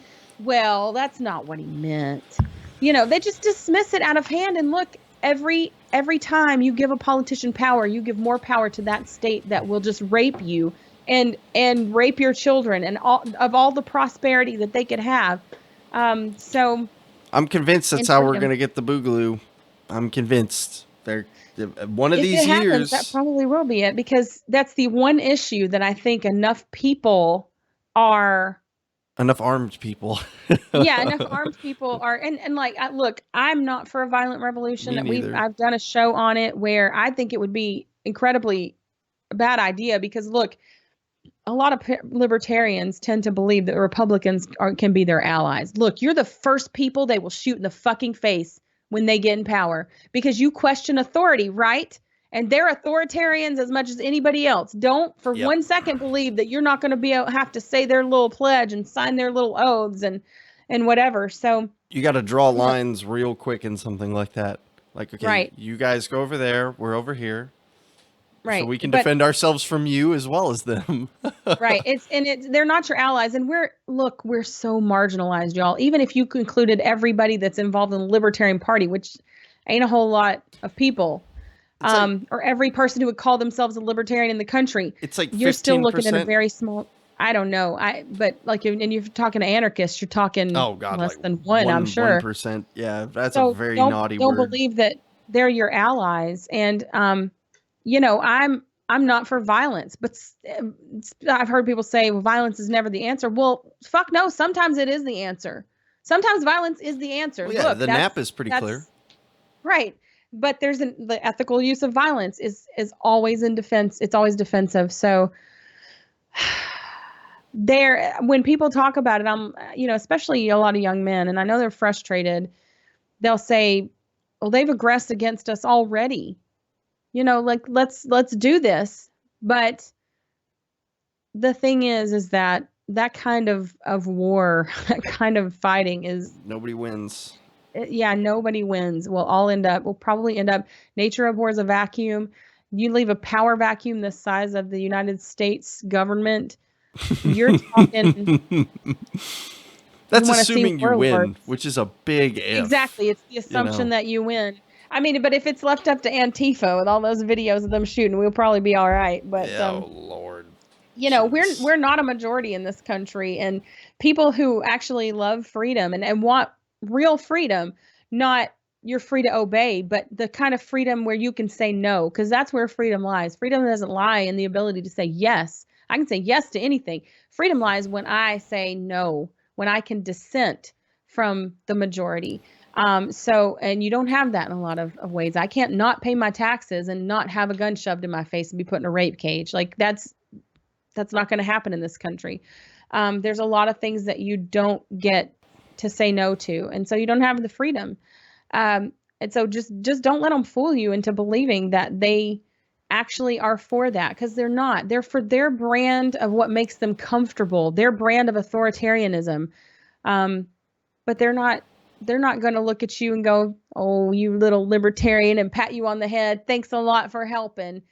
You know, now your work will set you free. Like, go get the box cars. So, yeah, they're Ju- not our allies, guys. They're just not. They're still about force. They're about forcing you to do what they want. Junior asks, could a loss be a win? And I don't see any scenario where a group of civilians tries an armed revolution and then the entire populace, whether they participated or not, isn't disarmed. This isn't the 1800s. This isn't amicable. Like, let's bring them back in like brothers. Like the Civil War was. That was extremely, like, no one expected that to happen. First off, Right. everybody expected the South to be punished when they returned, right? But the And whole they were. oh, Reconstruction was terrible. it was terrible, but it could have been much worse. Let's be honest here. It could have I been don't know. They worse. sowed salt in the fucking ground. Yeah. Like, people were starving. But Like that that. was that was during the war, though. That was during the war. That Uh, wasn't a part of Reconstruction, though. okay, but it was terrible. There wasn't a lot of love shown. Let's just say that. It was a very awful time, and I think the South often suffers from massive Stockholm syndrome because of it. I think it would be significantly worse than even that in the modern times. Like, that's how you get the ultimate police state. Like we say we're in a police state now. That's how you get the Big Brother police state. That's how you get the completely disarmed society. That's how you get the throwing the Constitution out the window. You have no rights. First Amendment Well, allowed you to assemble like this, so we need to get rid of it. You know. right, that was a bad thing. Like they people have become so violent. Uh, Look, their government has taught them well. And look at the 3%ers. Look at the people like that who what do? They fly the American flag like it's something sacred, and they hold on to those things. They're the same people who get, like, my friend got almost assaulted at a baseball game here in Tennessee, at Smoky Stadium here. For not standing. Because he didn't stand. These people were yelling at him and trying to fight him in the baseball game because he didn't stand for the national anthem. That's So so stupid. these are the people that, like, that's the most common, like, Republican that you're going to find. That's your average Joe who wants to take back America. To what? Like, take it back to the Constitution. They don't love the Constitution right now. They even talk about common sense gun laws. Are you friggin' kidding me? They don't love the Constitution. I mean, I don't either. But Yeah, they I think mean, they do, and they talk like they do. and they don't even So know why it's okay. Like, let's use that word. I'm not gonna say it's good, but it's better than what we have now. They don't even understand why that is. I They don't know. The Constitution was the oh, counter revolution to the revolution. it's So bunk. Don't get me wrong. it was Like, centralizing power, which gave I'm us an everything we've got. anti-federalist all the way. Trust me. Okay, you know Mhm. I've read the Federalist and the Anti-Federalist papers. It's pretty Yeah. fucking clear which one of them Yeah. is like crazy Everything the status. Anti-Federalists said came to pass. Yeah, Like, it's pretty clear. yeah. They were very very open about this idea that, like, look, if you centralize this authority, it's going to become a tyrannical government. It may not be today or tomorrow, but it's going to happen. Right. Uh, And even Madison, who was not an Anti-Federalist, who was a Federalist, warned about a standing army. And not only we do have one internationally, we have one domestically. It's called the police. Like, yeah. that's the standing army that will come and do the bidding of the state. I mean, they rob you on the side of the fucking road and think it's okay. Your neighbor, who might be a cop, who thinks civil asset forfeiture is just a-okay because the law says I can do it. That's what you're dealing with. Yeah, that's garbage too. Civil asset forfeiture. Don't even get me started. Yeah, no kidding. I just That's spoke at the Campaign for Liberty a couple months ago about civil asset forfeiture. and how Donald Trump's like in bed with the whole cop establishment. Oh Oh yeah, man, he was like all civil the asset politicians are. forfeiture. That seems pretty great. We should make it to where you can take $1 million Yeah, and their there car. was right. No kidding. There was one county here in Tennessee, 'cause Tennessee has a really poor rating with the Institutes of Justice, who did a great report on civil asset forfeiture you can find online. One county in Tennessee, because civil asset forfeiture was their intended, what they said was the intent was to take down drug dealers, these Mhm. kingpins who are making lots of money. $45 was the average that they took from people. This is This is, mine now. I will take that. Thank you. yeah, I mean, it's incredible. $45. That's not a drug kingpin. And often they don't have to find drugs. They don't even have to find No. paraphernalia. I have to just say, I think you use this for drugs. Tennessee, the cops spent hundreds of thousands of dollars on catering for parties that they took from civil asset forfeiture. And that happened in like 1984, because before that, police departments didn't directly benefit from the money that they stole. It sort of went out into the ether, and went to committees that would then dole it out to wherever. But then when they started benefiting directly, you just see it rise and rise and rise, and it's incredible. Junior asks, "What if tyranny is a free society matured?" And that doesn't make sense. Nobody thinks that. A free society matured is anarchism, or is at least, if you don't want to use that term, is voluntarism Mhm. entirely. Yeah. I mean, I was talking again, not to invoke the spirit of, but Patrick the other day we were talking about this, and I was kind of the pessimist in the conversation, but he made a good point. Is that if you look at human history, the trend line is towards freedom, right? Whether it's a lot closer than we were, I mean, I Right. think we're better off than we were during feudalism, but instead of being in feudalism, or instead of being, a part of this, like, this war tribe or something like that, like we used to be, we have our own tyranny and it's democracy.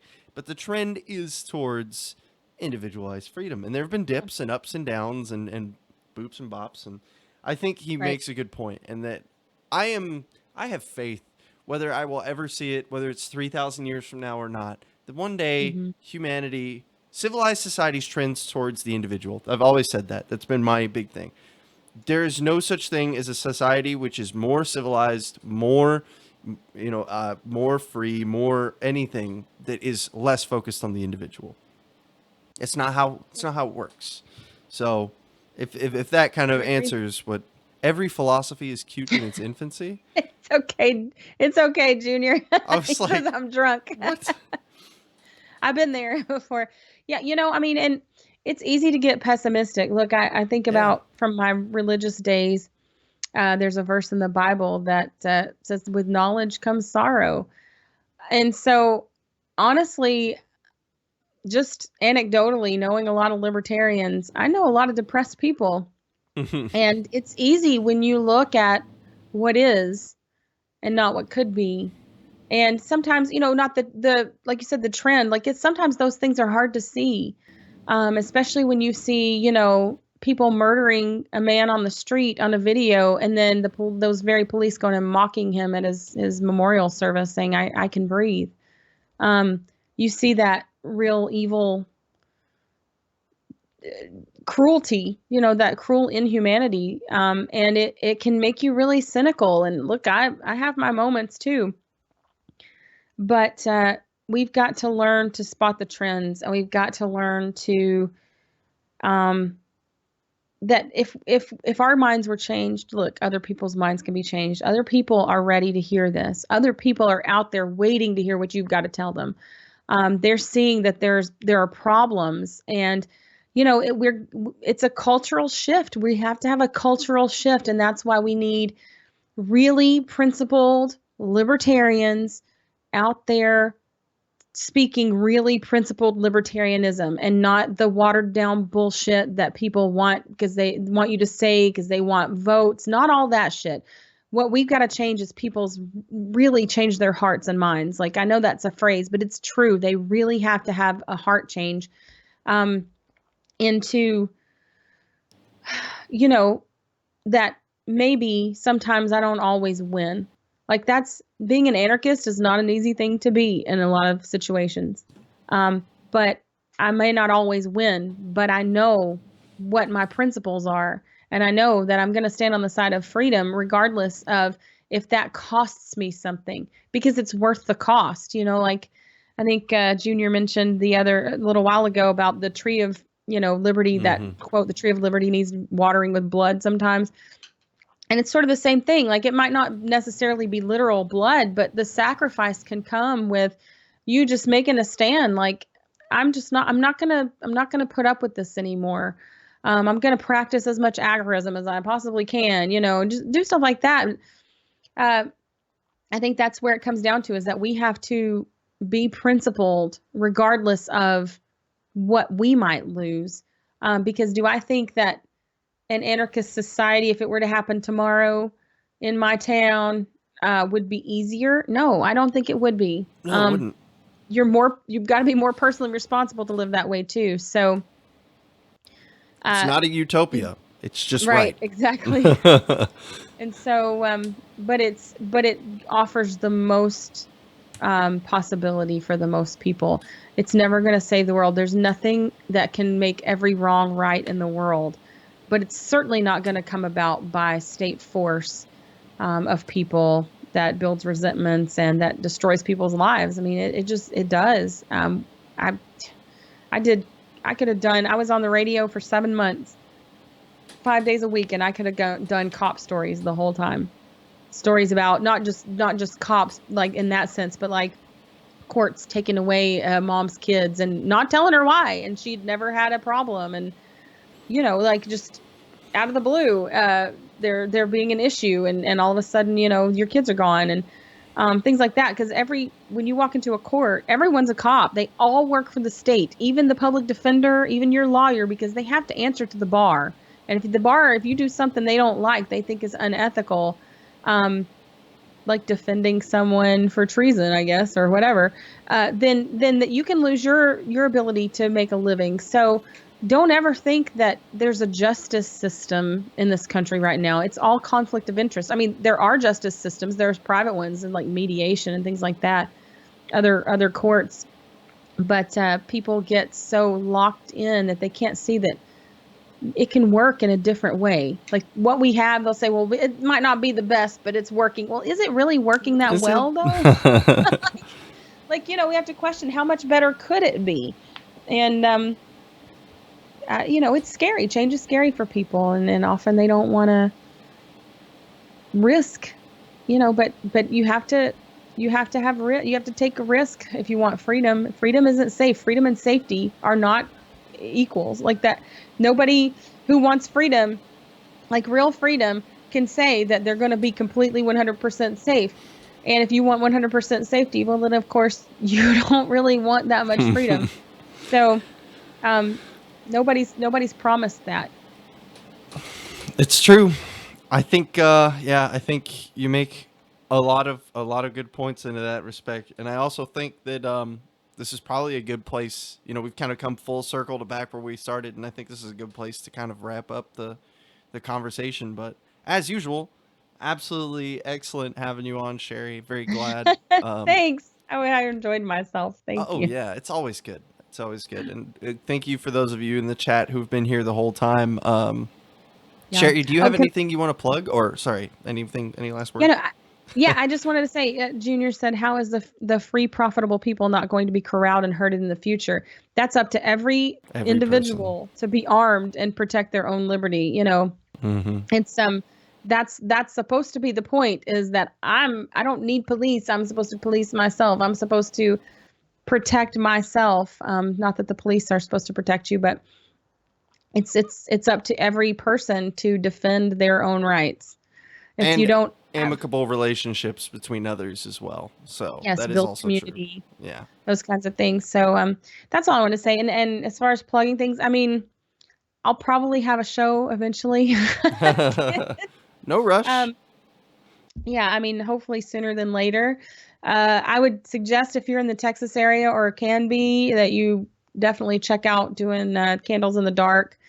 I think it's going to be a great time, and going to learn a lot. And I do postcards from Somalia, part of Little L Productions, which is a Sherry Voluntary show. Postcards from Somalia, The Gold Standard with Alan Mosley, and Godarchy with Mike Maharry, and Sports Ball, also our sports Oh, show. sports ball. So, Yeah. yeah. And Mike Maharry does a fantastic job with Godarchy. Geez, I mean, like 85% of the people in this country identify as Christians. So even if you're not one, you should understand Christianity, because that's going to be a big help in talking to people. And I love that I have that background, because I can, bring people back to their own, what they say is their morality, and that they don't believe. The Christostatists, they get smacked around a lot with the Bible by me. So I like that, because, I think if you say that, you love Jesus, you should listen to what he said. So, Hey, that's fair anyways, enough. that's No, it. Find us on Facebook and elsewhere. there you go. Yeah. Awesome. I mean, that's great stuff, Sherry. Like I said, it was great having you on. Podcast should be out a couple days. I'm finishing up editing my last one. It was a little bit longer, so it's taking me a bit. But Awesome. Thank you. yeah, I have to say, I love what you're doing too, Christian. It takes a lot of balls to be serving in the military and an active, out, open anarchist, I wasn't doing a going to. podcast. At first, I was gonna like not stream out to the public or YouTube or anything, but I think I'm glad that I did. I mean, I've kind of just accepted the fact that like, what are you gonna do? Fire me? I haven't done anything illegal, so you either don't like it and you fire me, or and then I get what I want, or I stay in and Right. I get Either to way. bitch about you, which I don't really want, but at least I can bitch about you so I can get what I want. So Yeah. Yeah. And there's a great speech to Larkin Rose. This is what made me an out and proud anarchist was, you're not the boss of me. Go check it out on YouTube. mm, It's a speech he did at, I I've don't seen know that what one. year exactly. Oh my gosh. That was the day I was like, fuck yeah, I'm not hiding anymore who I am. I mean, I don't wear that I'm an anarchist on my sleeve, but when people ask me my opinion, I give them a damn opinion. I like, Yeah. you can finesse it, but come on, let's start showing people that we anarchists are not crazy Molotov cocktail throwing, want to hurt everybody people. Like there's propaganda that's been sold to people about anarchism, and so The first time we've you got do to it is be the out there to hardest. change it. I will say that the first time you do it is the hardest. And then after that, every time is so much easier because you'll know what to expect, and Yep. it'll be different. I mean, from what I found, whenever I tell somebody like they're like, "Oh, you a Democrat or Republican?" "Oh, actually, I'm an anarchist," and then they go, "What? What? What? What?" It makes people ask a lot of questions. It's also Yeah. I Or found voluntarist. You can it's use that. whatever. Libertarian equals anarchist, but most people don't know that. Yeah, And I a don't bunch of use people in the party would tell you different. I don't use the L word. I like my favorite thing is that if you want to try to sell yourself and not have someone label you, is use whatever is going to make them ask you a question. If you Hmm. say libertarian and they think they know what that means and they're like, "Oh, okay, you're done. Game over." They've already got you labeled, boxed in. That's So where voluntarist is really helpful because most people have never heard that word. yeah. And if you say, "Oh, well, I'm against the coercive force of violence in order for people to propagate their views onto others," everybody fucking agrees with that. And Right. then you start branching out and you're like, "Yeah, like the US government and the police and the status quo," and then you start to lose people, but Hmm. Yeah, but at least you can bring them back to the thing that, like, well, I thought you were for yeah, individual freedom, exactly, right? I thought we were So against this make, coercive violence. So, yeah, yeah. hold them to their own morality. That usually works pretty well. It's good stuff. It's good stuff. We'll have to have a show about that one day. Somebody, yeah, if that's a good idea. I need to add that to the list. How to Yeah. talk to normies. I think Oh, that's a that'd good be one. great. I'd love to do one like that. And, pissing people off and shaming people. Like, I don't believe in shaming people for every little thing, but when you I think hold there are two a approaches. warmongering Yeah. idea, you deserve to be shamed when you hold that shameful opinion. Yeah. There are some things you deserve to be shamed for because it's shameful to say it doesn't matter, kill them all, make it glass, make the whole Middle East Oh glass. God, That's shameful. that's bad. Yeah. You deserve to be shamed. So I will. Stop being so good at saying goodnight. All right. That's fair enough. Fair enough. All right. We're going to get out of here. Sherry, thanks again for coming. Appreciate everybody in the chat. You. Y'all have an awesome rest Awesome. of your day.